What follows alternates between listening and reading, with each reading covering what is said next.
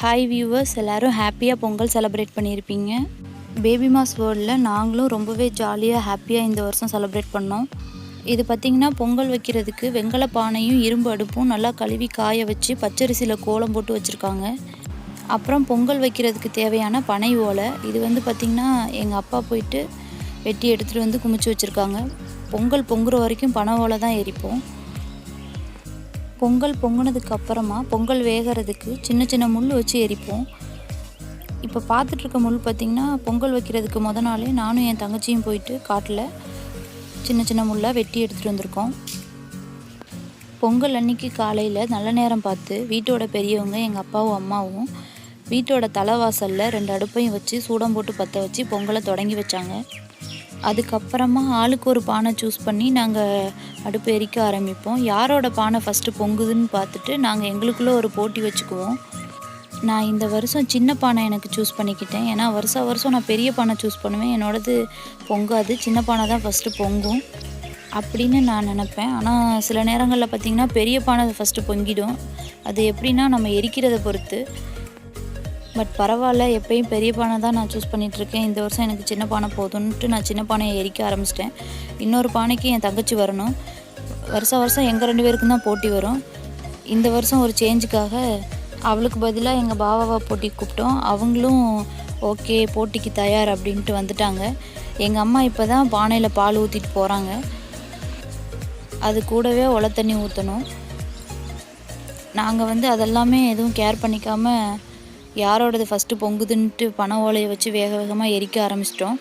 கொஞ்ச நேரத்தில் ஒலை தண்ணி ரெடி ஆயிடுச்சு. ஒலை தண்ணி கொண்டு வர ஆரம்பிச்சிட்டாங்க எங்கள் அப்பா.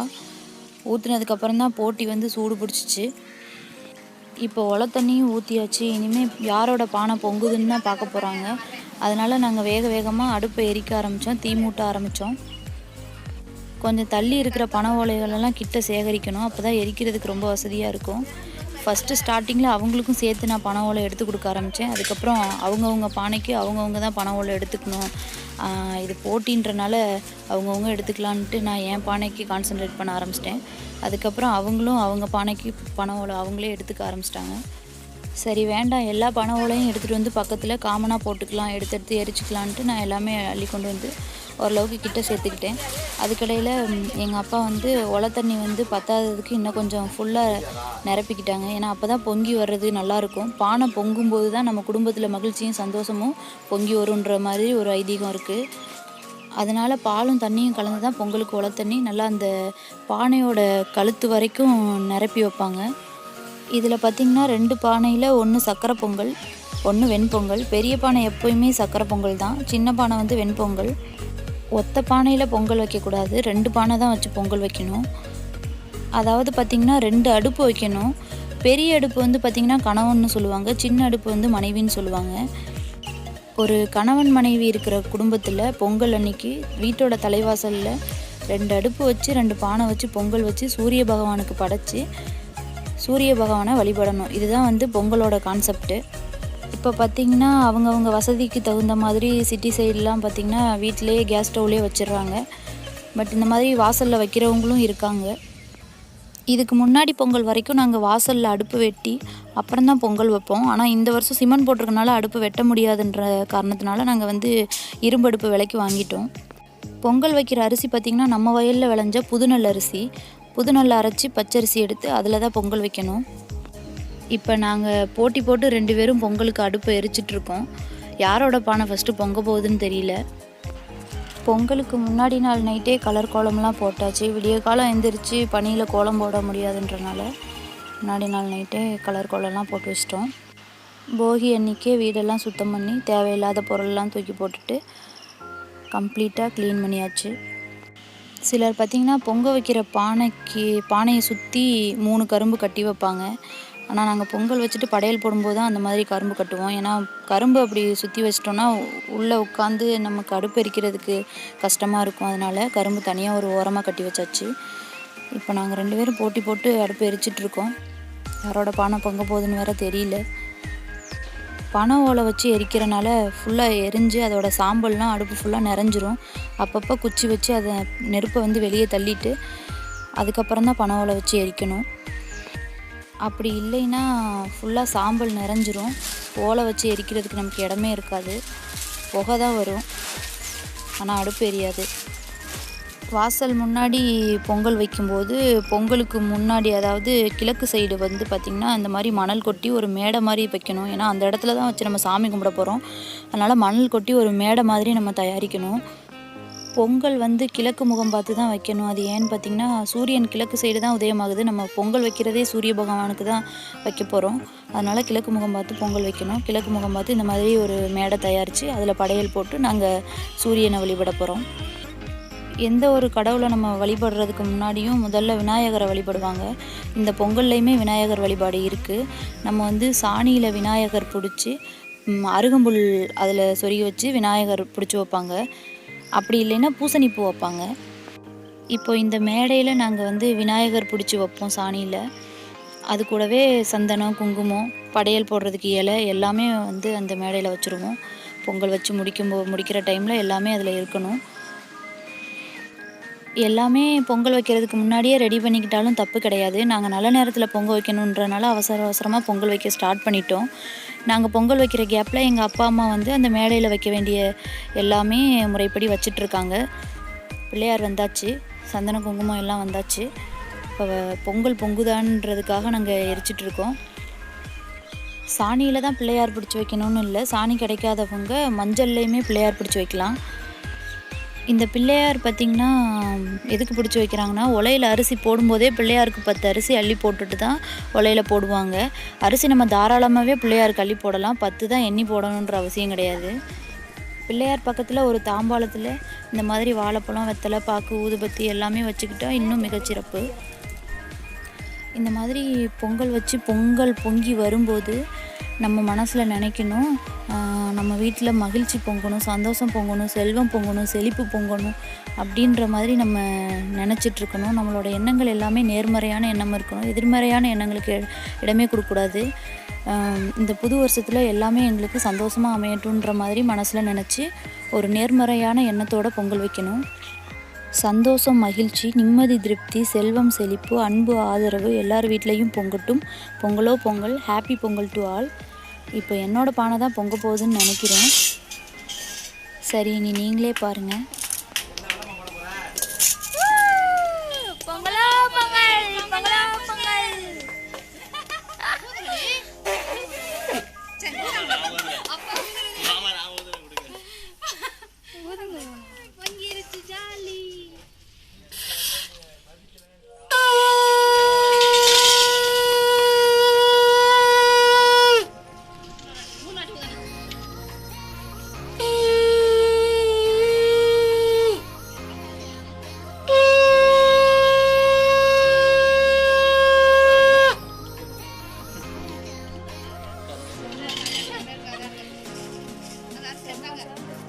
நமக்கு வந்து இது சக்கரை பொங்கல்னு தான் நமக்கு தெரியும். ஆனால் இது வந்து பார்த்திங்கன்னா சங்கரன் பொங்கல், சங்கரனுக்காக வைக்கிற பொங்கல் தான்.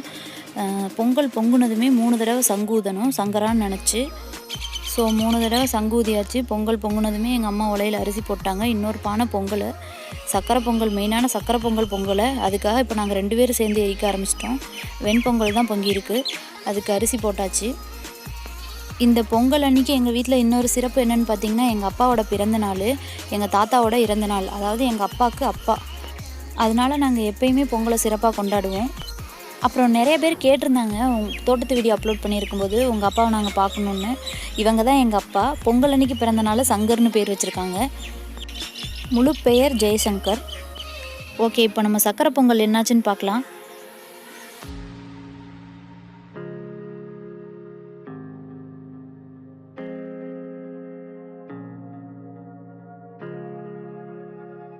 இந்த சங்கரன் பொங்கல் சக்கரை பொங்கல் பொங்கும்போது சங்கு நான் ஊதுறேன் அப்படின்ட்டு, சங்கு கொடுங்க நான் ஒரு தடவை ட்ரையல் பார்த்துக்கிறேன்ட்டு சங்கு வாங்கி ஊதி பார்த்தேன். காற்று தான் வருது, ஊதவே முடியல. எப்படி தான் ஊதுறாங்கன்னு தெரியல.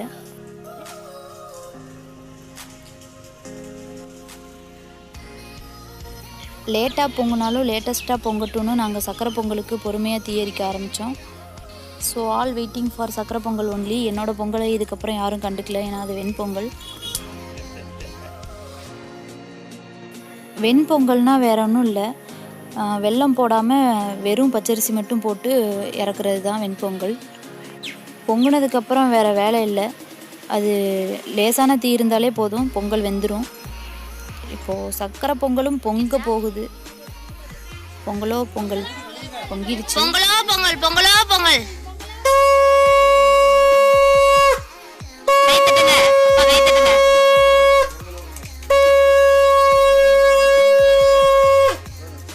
சக்கரை பொங்கல் பொங்குனதும் எல்லார் முகத்துலேயும் சிரிப்பை பார்க்கணும்.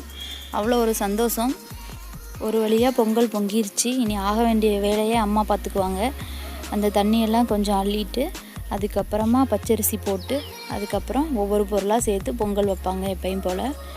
பொங்கல் எப்படா தருவீங்க அப்படின்ட்டு என் பையன் வேறு ஜீன்ஸ் பேண்ட் ஷர்ட்லாம் போட்டு ரெடியாக என் தங்கச்சி இடுப்பில் உட்காந்துக்கிட்டு பொங்கலையே விடாமல் பார்த்துட்டு இருந்தான்.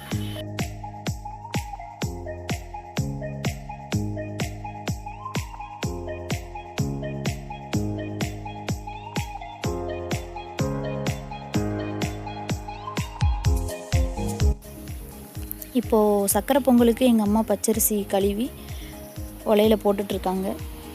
என்ன பிள்ளையாருக்கு அரிசி போடலையான்னு கேட்பீங்க. பிள்ளையாருக்கு அரிசி போட்டுட்டு தான் சக்கரை பொங்கலுக்கு அரிசி போட்டுட்ருக்காங்க. பிள்ளையாருக்கு நம்ம தாராளமாகவே ஒரு கைப்பிடி அரிசி போட்டுடலாம். கஞ்சத்தனமாக ஒரு 10 அரிசி சிலர் போடுவாங்க. அது மாதிரிலாம் போடக்கூடாது. ஒரு கைப்பிடி அரிசி போட்டுட்டு அதுக்கப்புறமா நம்ம உலையில் அரிசி போடணும். அரிசி போட்டதும் கரண்டி வச்சு கிண்டி விட்டுறணும், இல்லைன்னா அடி பிடிச்சிரும். இதுக்கப்புறமெல்லாம் தீ ரொம்ப எரியணும்னு அவசியம் இல்லை. தீயெல்லாம் எடுத்து விட்டுட்டு அந்த தணல்லே வெந்துடும் பொங்கல். ரொம்ப தீ எரிச்சோன்னா அடி பிடிச்சிரும். வாசலில் பொங்கல் வைக்கணும்னு முடிவு பண்ணிட்டா எல்லாமே நம்ம பக்கத்தில் சேகரிச்சுக்கணும். ஒரே ஆள் பண்ண முடியாது. ஆளும் வேறுமா வேலை செஞ்சால் தான் சீக்கிரம் வேலை முடியும். இந்த டைமில் எங்கள் அப்பா பொங்கலுக்கு தேவையான பாசிப்பருப்பும் முந்திரியை நெய்யில் வறுத்தும் எடுத்துகிட்டு வராங்க.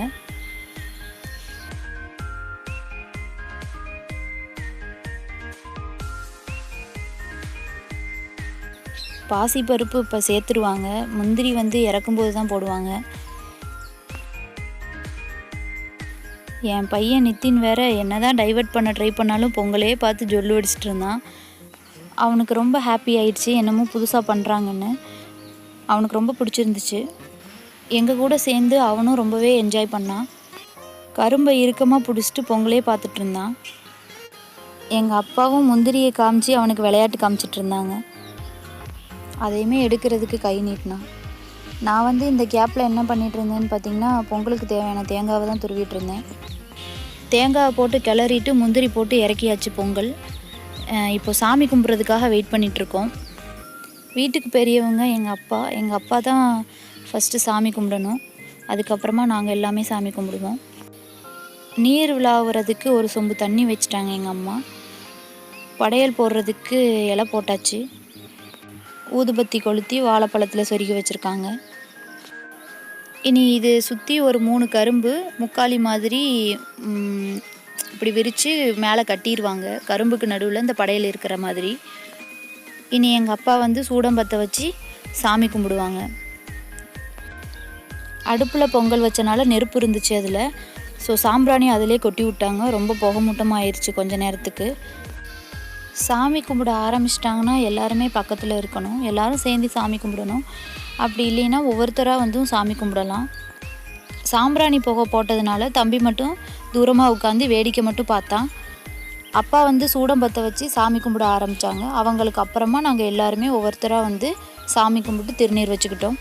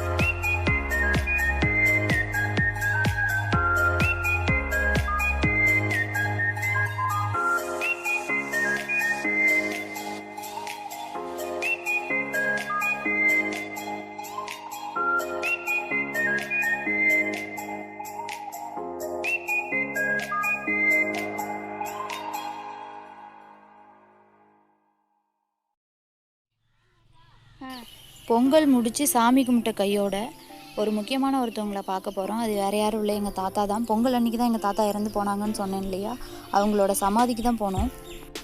அவங்களோட இடத்தையுமே நாங்கள் போகி அன்னைக்கு சுத்தம் பண்ணி அவங்களுக்கும் கோலமெல்லாம் போட்டு அம்மா அலங்காரம் பண்ணி வச்சுருந்தாங்க. நாங்கள் பொங்கல் அன்னைக்கு பொங்கல் எடுத்துகிட்டு போயிட்டு அவங்களுக்கு படைச்சி சாமி கும்பிட்டுட்டு நாங்கள் எல்லோரும் ஆசீர்வாதம் வாங்கிக்கிட்டோம்.